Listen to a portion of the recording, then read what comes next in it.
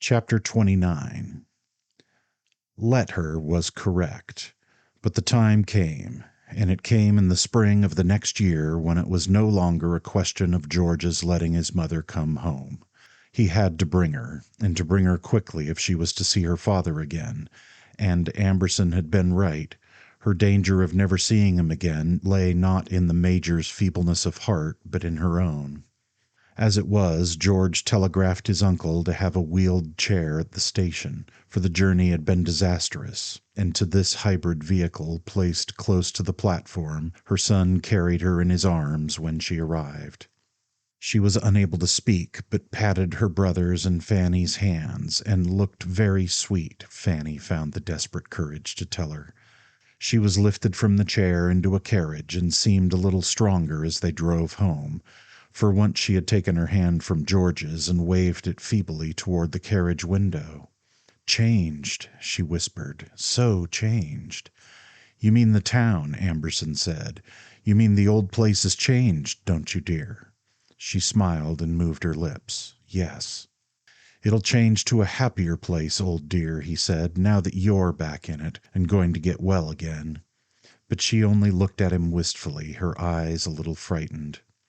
When the carriage stopped, her son carried her into the house and up the stairs to her own room, where a nurse was waiting, and he came out a moment later as the doctor went in.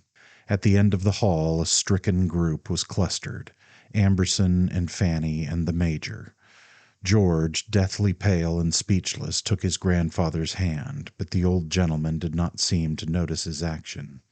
"When are they going to let me see my daughter?" he asked querulously. "They told me to keep out of the way while they carried her in, because it might upset her.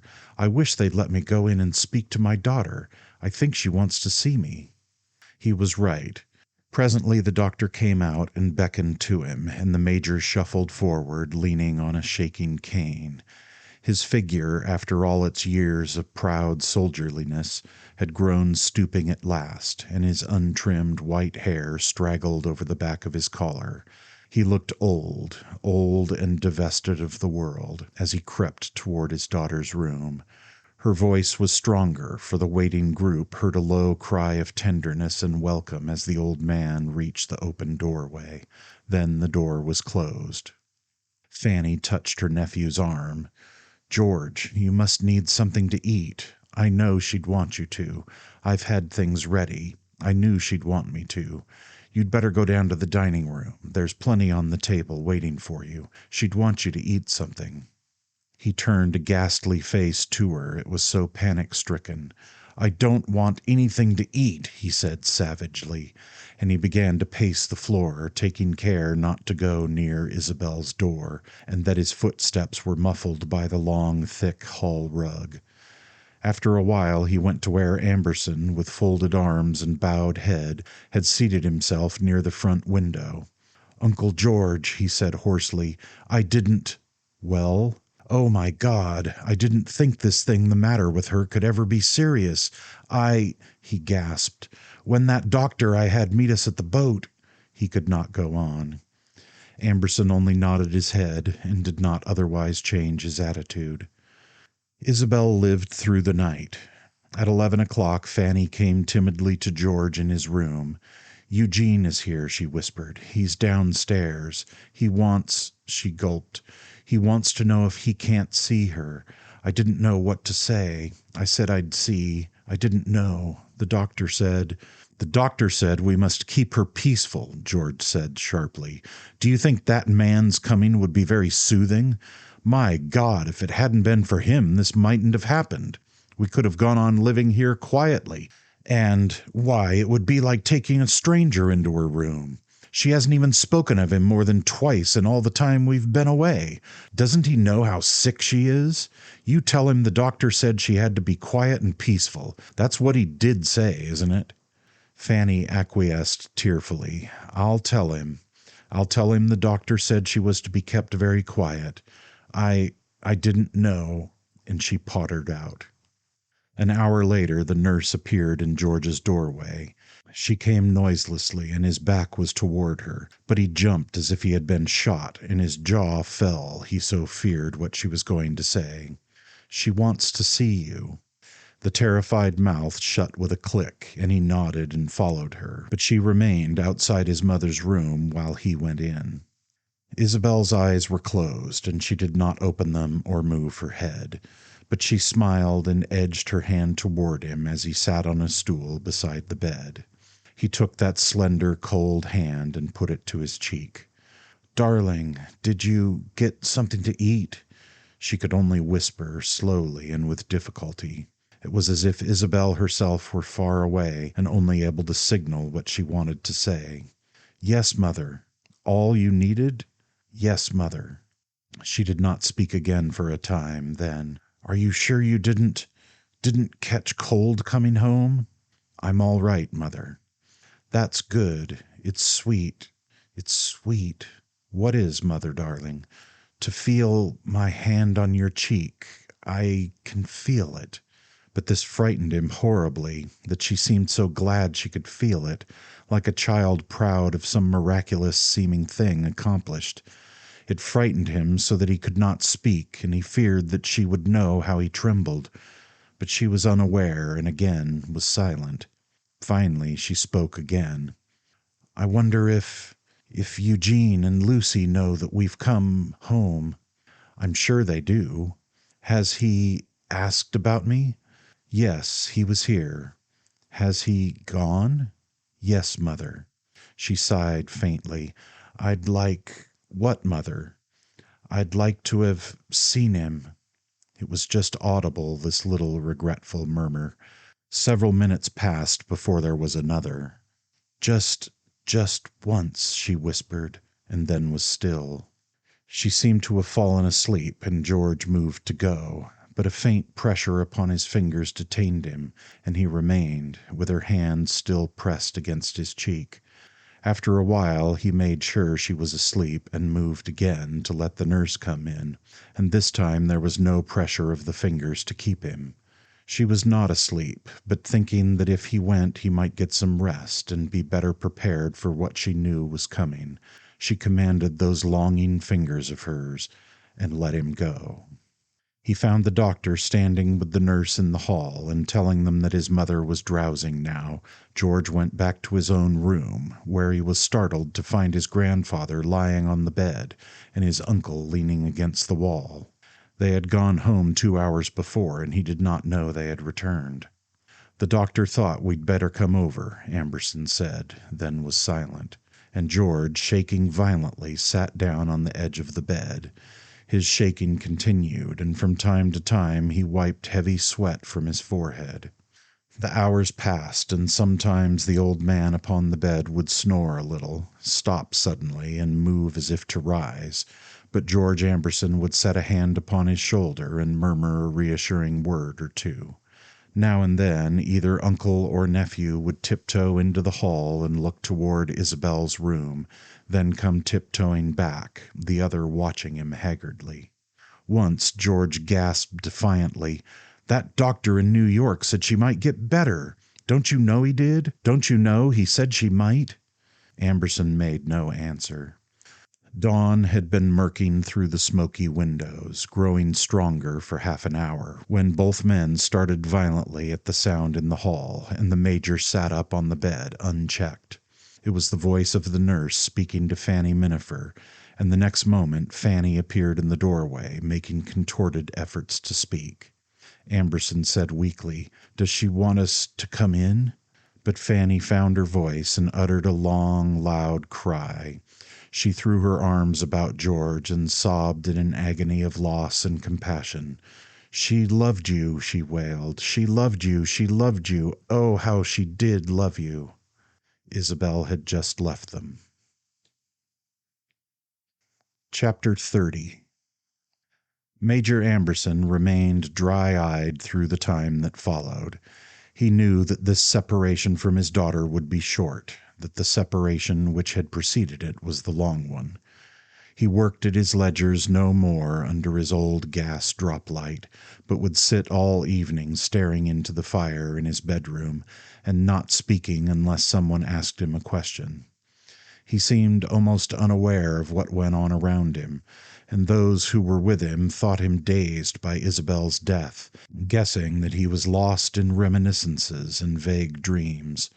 Probably his mind is full of pictures of his youth or the Civil War and the days when he and Mother were young married people and all of us children were jolly little things, and the city was a small town with one cobbled street and the others just dirt roads with board sidewalks. This was George Amberson's conjecture, and the others agreed, but they were mistaken. The Major was engaged in the profoundest thinking of his life. No business plans which had ever absorbed him could compare in momentousness with the plans that absorbed him now, for he had to plan how to enter the unknown country where he was not even sure of being recognized as an Amberson, not sure of anything except that Isabel would help him if she could. His absorption produced the outward effect of reverie, but of course it was not. The Major was occupied with the first really important matter that had taken his attention since he came home invalided after the Gettysburg campaign and went into business, and he realized that everything which had worried him or delighted him during this lifetime between then and today, all his buying and building and trading and banking, that it all was trifling and waste beside what concerned him now. He seldom went out of his room and often left untouched the meals they brought to him there, and this neglect caused them to shake their heads mournfully, again mistaking for dazedness the profound concentration of his mind. Meanwhile, the life of the little bereft group still forlornly centering upon him began to pick up again, as life will, and to emerge from its own period of dazedness. It was not Isabel's father, but her son, who was really dazed. A month after her death, he walked abruptly into Fanny's room one night and found her at her desk, eagerly adding columns of figures with which she had covered several sheets of paper. This mathematical computation was concerned with her future income to be produced by the electric headlight, now just placed on the general market. But Fanny was ashamed to be discovered doing anything except mourning, and hastily pushed the sheets aside, even as she looked over her shoulder to greet her hollow-eyed visitor. "George, you startled me." "I beg your pardon for not knocking," he said huskily. "I didn't think." She turned in her chair and looked at him solicitously. "Sit down, George, won't you?" "No, I just wanted—" "I could hear you walking up and down in your room," said Fanny. "You were doing it ever since dinner, and it seems to me you're at it almost every evening. I don't believe it's good for you, and I know it would worry your mother terribly if she—" Fanny hesitated. "See here," George said, breathing fast. "I want to tell you once more that what I did was right. How could I have done anything else but what I did do?" "About what, George?" "About everything," he exclaimed, and he became vehement. "I did the right thing, I tell you. In heaven's name, I'd like to know what else there was for anybody in my position to do. It would have been a dreadful thing for me to just let matters go on and not interfere. It would have been terrible. What else on earth was there for me to do? I had to stop that talk, didn't I? Could a son do less than I did? Didn't it cost me something to do it? Lucy and I'd had a quarrel, but that would have come round in time, and it meant the end forever when I turned her father back from our door. I knew what it meant, yet I went ahead and did it because I knew it had to be done if the talk was to be stopped. I took Mother away for the same reason. I knew that would help to stop it. And she was happy over there. She was perfectly happy. I tell you, I think she had a happy life, and that's my only consolation. She didn't live to be old. She was still beautiful and young-looking, and I feel she'd rather have gone before she got old. She'd had a good husband and all the comfort and luxury that anybody could have, and how could it be called anything but a happy life? She was always cheerful, and when I think of her, I can always see her laughing. I can always hear that pretty laugh of hers. When I can keep my mind off of the trip home and that last night, I always think of her gay and laughing. So how on earth could she have had anything but a happy life? People that aren't happy don't look cheerful all the time, do they? They look unhappy if they are unhappy. That's how they look. See here, he faced her challengingly. Do you deny that I did the right thing?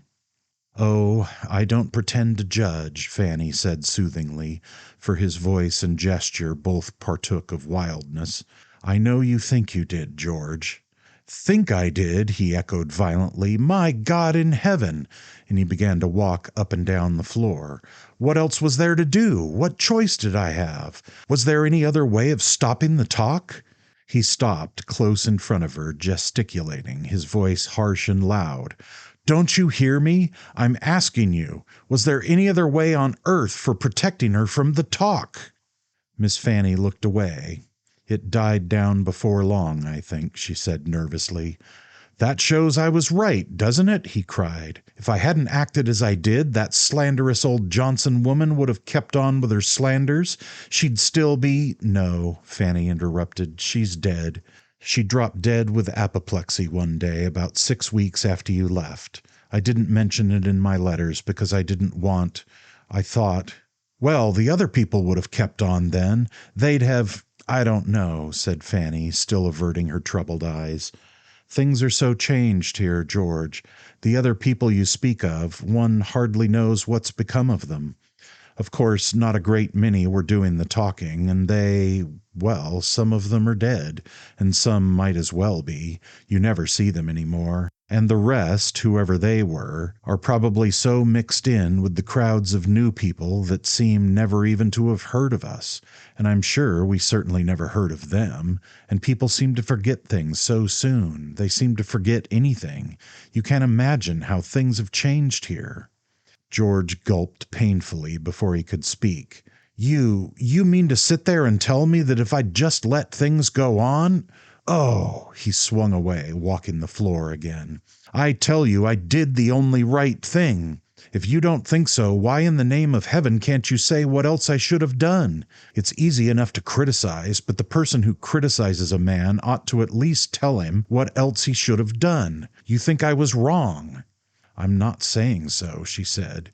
You did at the time, he cried. You said enough then, I think. Well, what have you to say now if you're so sure I was wrong? Nothing, George. It's only because you're afraid to, he said, and he went on with a sudden bitter divination. You're reproaching yourself with what you had to do with all that, and you're trying to make up for it by doing and saying what you think Mother would want you to, and you think I couldn't stand it if I got to thinking I might have done differently. Oh, I know. That's exactly what's in your mind. You do think I was wrong. So does Uncle George. I challenged him about it the other day, and he answered just as you're answering, evaded and tried to be gentler. I don't care to be handled with gloves. I tell you I was right, and I don't need any coddling by people that think I wasn't. And I suppose you believe I was wrong not to let Morgan see her that last night when he came here. And she was dying. If you do, why in the name of God did you come and ask me? You could have taken him in. She did want to see him.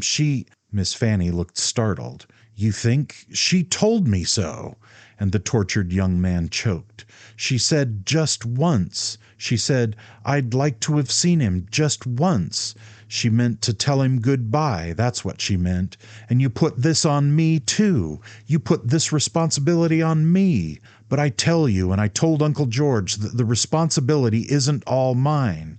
If you were so sure I was wrong all the time, when I took her away and when I turned Morgan out, if you were so sure, what did you let me do it for?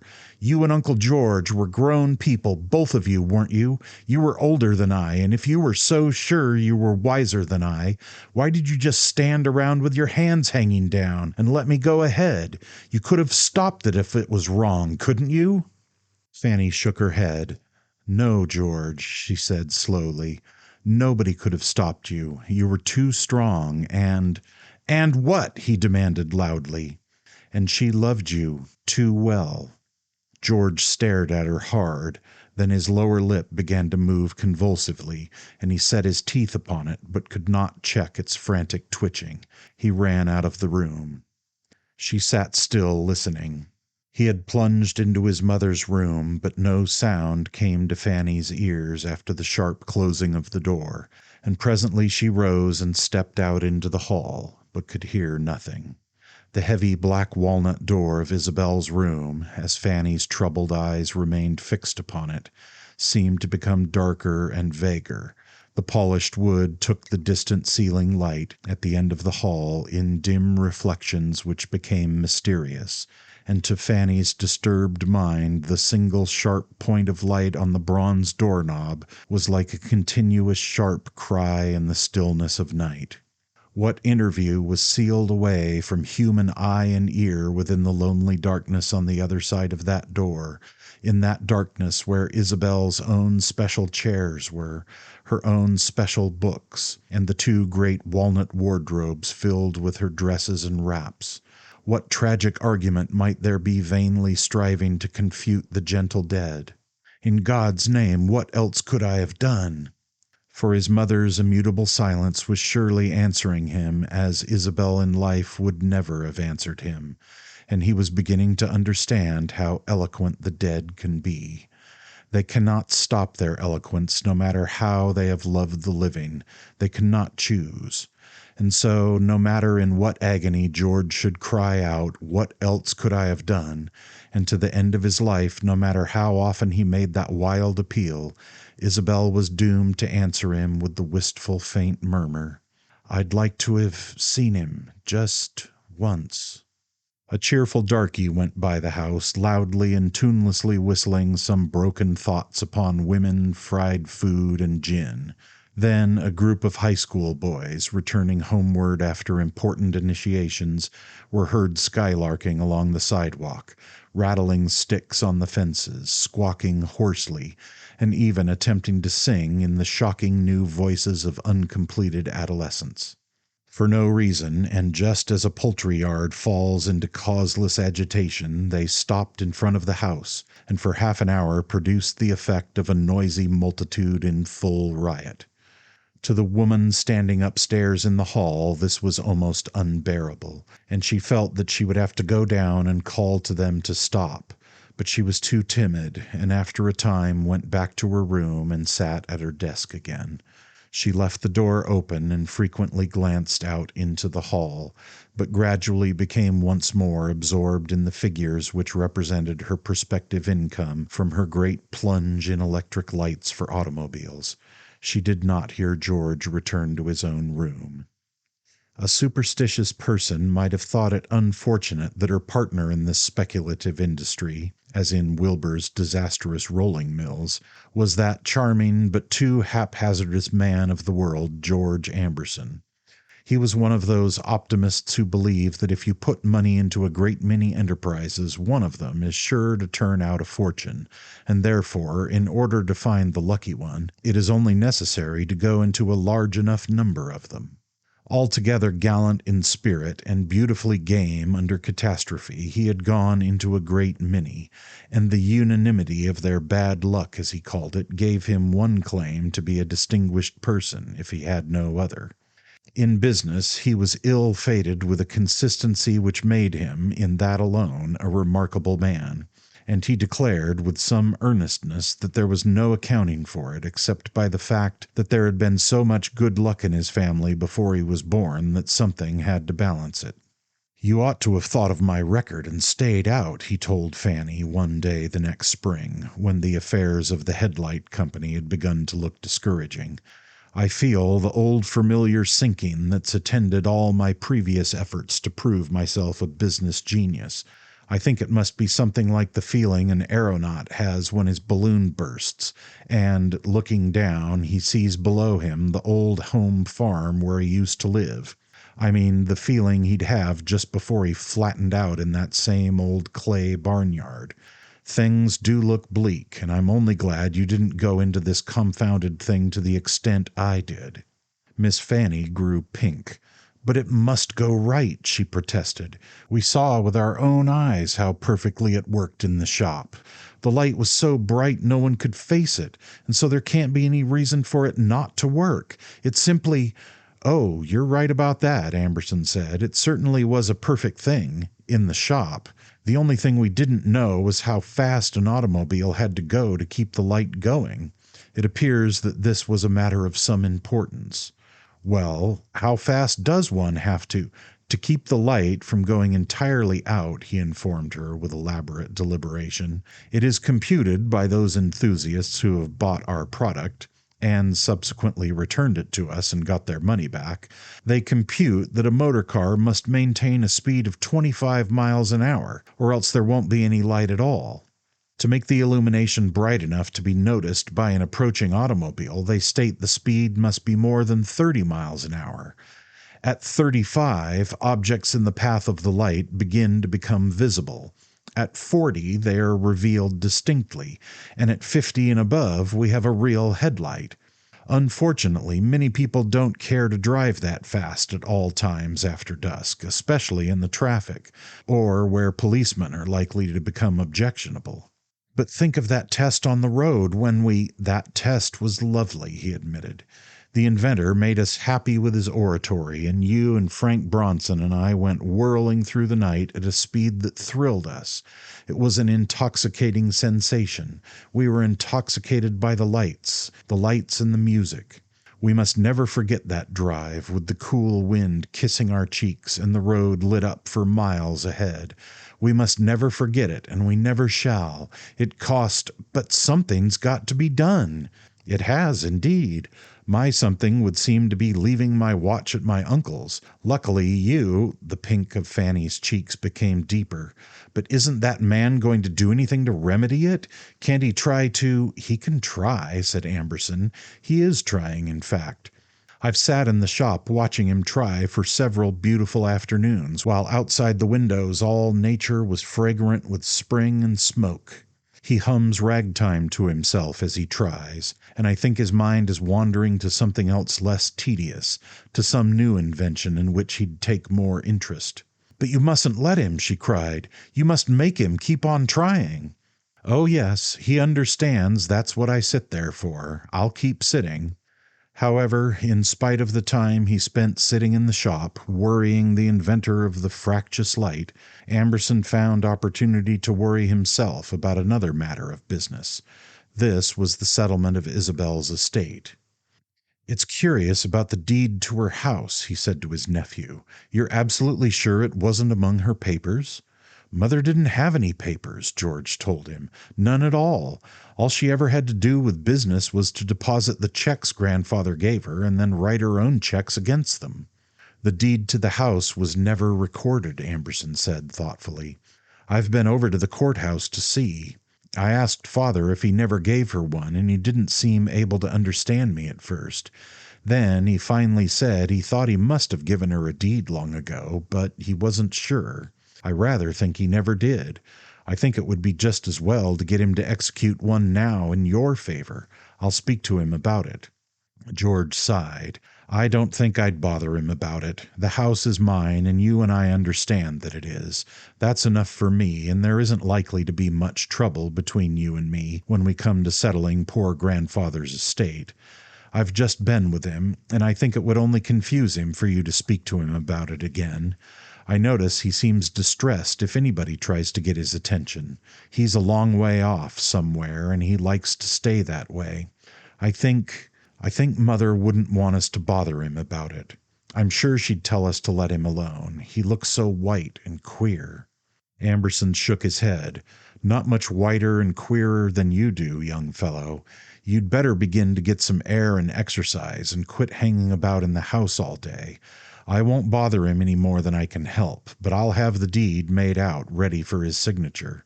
"I wouldn't bother him at all. I don't see—" "You might see," said his uncle uneasily.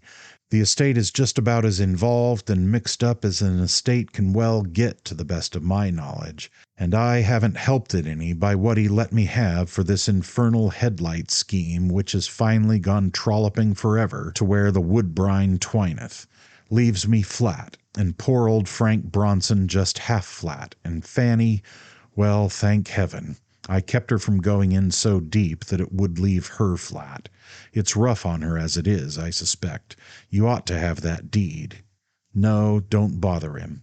"I'll bother him as little as possible. I'll wait till some day when he seems to brighten up a little." But Amberson waited too long. The Major had already taken 11 months since his daughter's death to think important things out. He had got as far with them as he could, and there was nothing to detain him longer in the world. One evening his grandson sat with him. The major seemed to like best to have young George with him, so far as they were able to guess his preferences, and the old gentleman made a queer gesture. He slapped his knee as if he had made a sudden discovery, or else remembered that he had forgotten something. George looked at him with an air of inquiry, but said nothing. He had grown to be almost as silent as his grandfather. However, the major spoke without being questioned. "It must be in the sun," he said. "There wasn't anything here but the sun in the first place, and the earth came out of the sun, and we came out of the earth. So whatever we are, we must have been in the sun. We go back to the earth we came out of, so the earth will go back to the sun that it came out of. And time means nothing, nothing at all. So in a little while we'll all be back in the sun together. I wish—" He moved his hand uncertainly as if reaching for something, and George jumped up. "Did you want anything, grandfather?" "What? Would you like a glass of water?" "No, I don't want anything." The reaching hand dropped back upon the arm of his chair, and he relapsed into silence. But a few minutes later he finished the sentence he had begun. "I wish somebody could tell me." The next day he had a slight cold, but he seemed annoyed when his son suggested calling the doctor, and Amberson let him have his own way so far, in fact, that after he had got up and dressed the following morning, he was all alone when he went away to find out what he hadn't been able to think out, all those things he had wished somebody would tell him. Old Sam, shuffling in with the breakfast tray, found the major in his accustomed easy chair by the fireplace, and yet even the old darky could see instantly that the major was not there.